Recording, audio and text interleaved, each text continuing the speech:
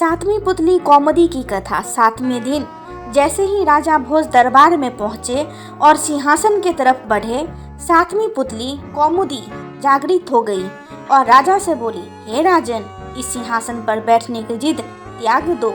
इस सिंहासन पर वही बैठ सकता है जो राजा विक्रमादित्य की तरह गुणवान हो। तुम में उनकी तरह एक भी गुण हो तो अवश्य इस सिंहासन पर बैठना।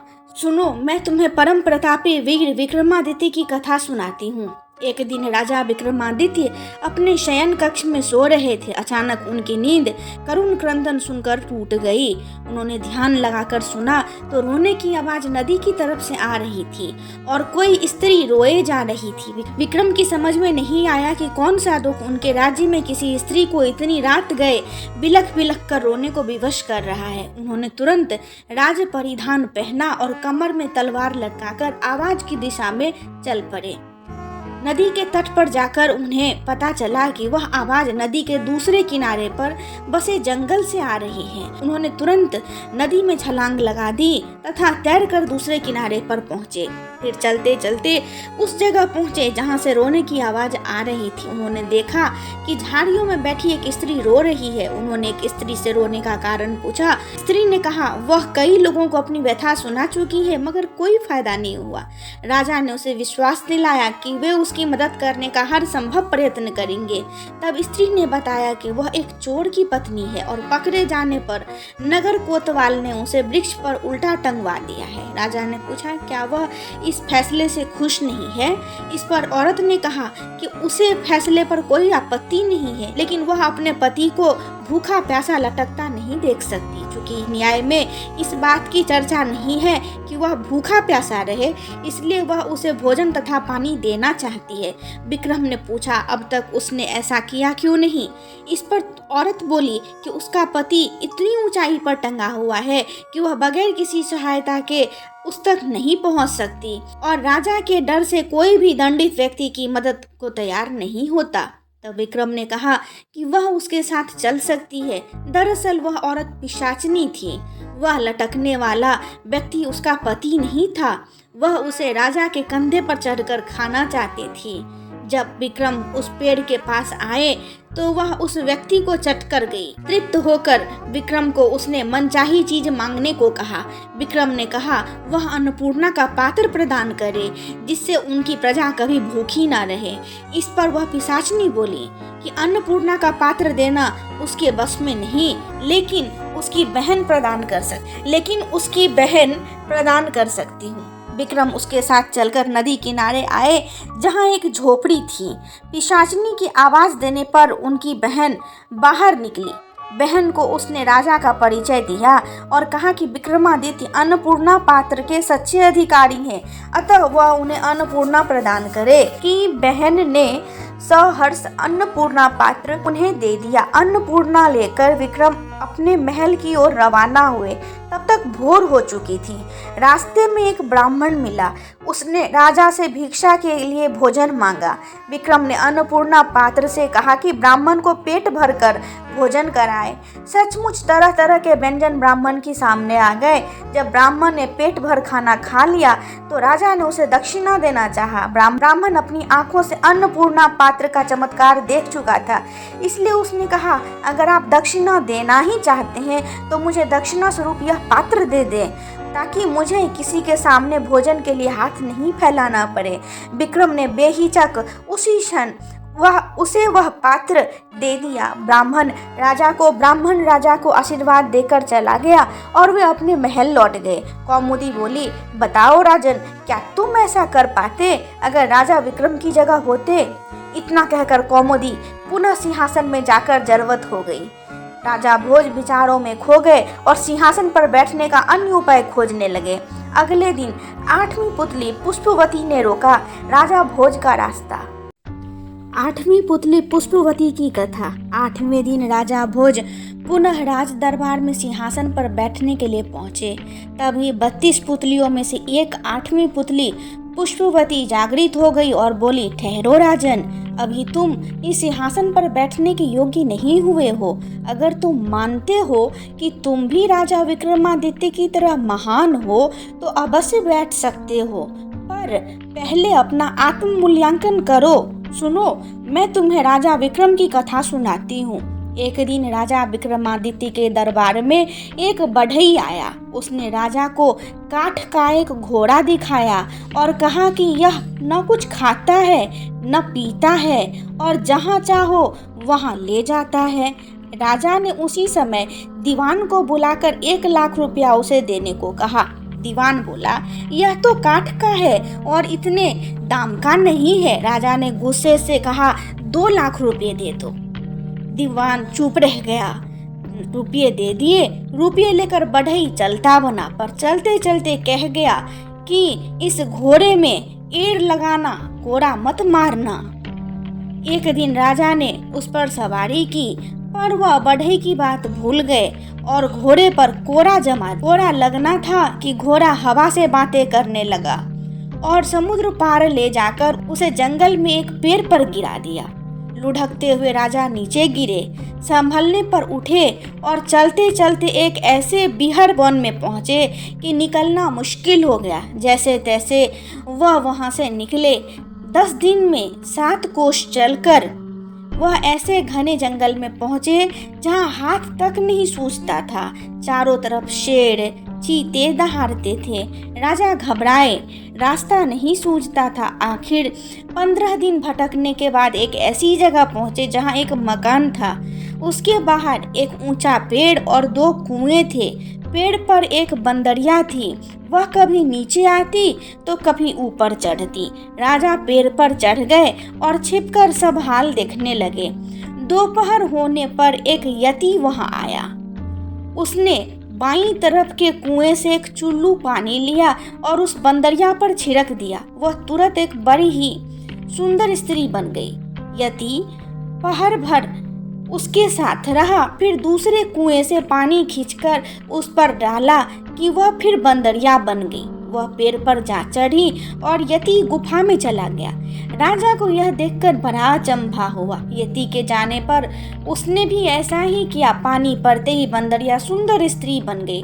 राजा ने जब प्रेम से उसकी ओर देखा तो वह बोली, हमारी तरफ ऐसे मत देखो, हम तपस्वी हैं, शाप दे देंगे तो तुम भस्म हो जाओगे। राजा बोला, मेरा नाम विक्रमादित्य है, मेरा कोई कुछ नहीं बिगाड़ सकता। राजा का नाम सुनते ही वह उनके चरणों में गिर पड़ी। बोली, हे महाराज, तुम अभी यहाँ से चले जाओ, यहाँ नहीं तो यति आएगा और हम दोनों को शाप देकर भस्म कर देगा। राजा ने पूछा, तुम कौन हो और इस यति के हाथ कैसे पड़ी?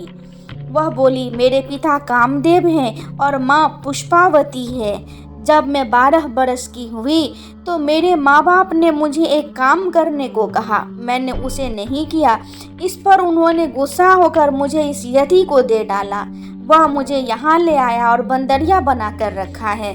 सच है कि भाग्य के लिखे को कोई नहीं मिटा सकता। राजा ने कहा, मैं तुम्हें साथ ले चलूँगा। इतना कहकर उसने दूसरे कुएं का पानी छिड़क कर उसे फिर बंदरिया बना दिया। अगले दिन वह यति आया। जब उसने बंदरिया को स्त्री बना लिया तो वह बोली, मुझे कुछ प्रसाद दो। यति ने एक कमल का फूल दिया और कहा, यह कभी कुम्हलाएगा नहीं और रोज एक लाल रत्न देगा, इसे संभाल कर रखना। यति के जाने पर राजा ने बंदरिया को स्त्री बना लिया। फिर अपने वीर बैतालों को बुलाया। वे आए और तख्त पर बिठाकर उन दोनों को ले चले। रास्ते में यति का दिया लाल रत्न उगलने वाला फूल राजा ने एक सुंदर खेलते हुए बालक को दे दिया। बालक फूल लेकर घर चला गया। राजा स्त्री को लेकर अपने महल आ गए।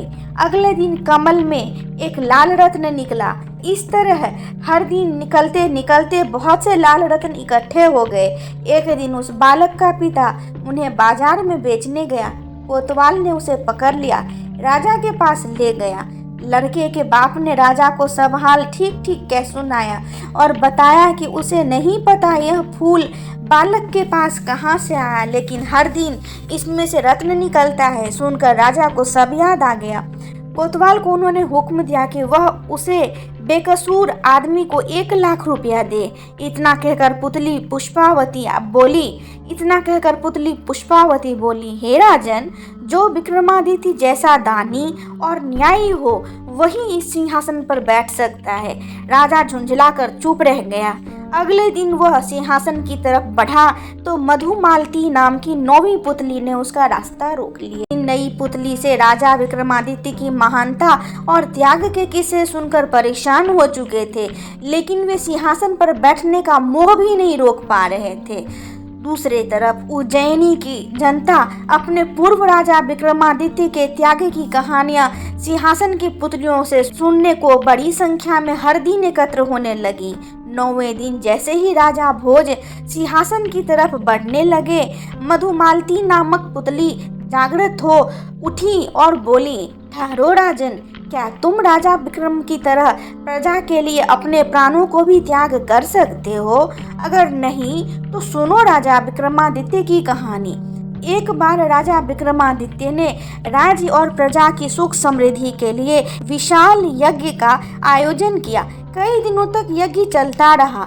एक दिन राजा मंत्र पढ़ रहे थे, तभी एक ऋषि वहां पधारे। राजा ने उन्हें देखा पर यज्ञ छोड़कर उठना असंभव था।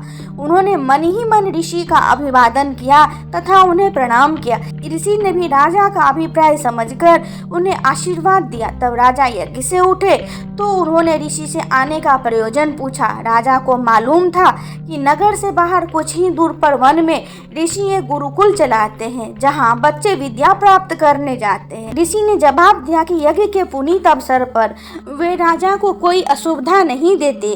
अगर 8 से 12 साल तक के 6 बच्चों के जीवन का प्रश्न नहीं होता। राजा ने उनसे सब कुछ विस्तार में बताने को कहा। इस पर ऋषि ने बताया कि कुछ बच्चे आश्रम में सूखी लकड़ियां बीनने वन में इधर उधर घूम रहे थे।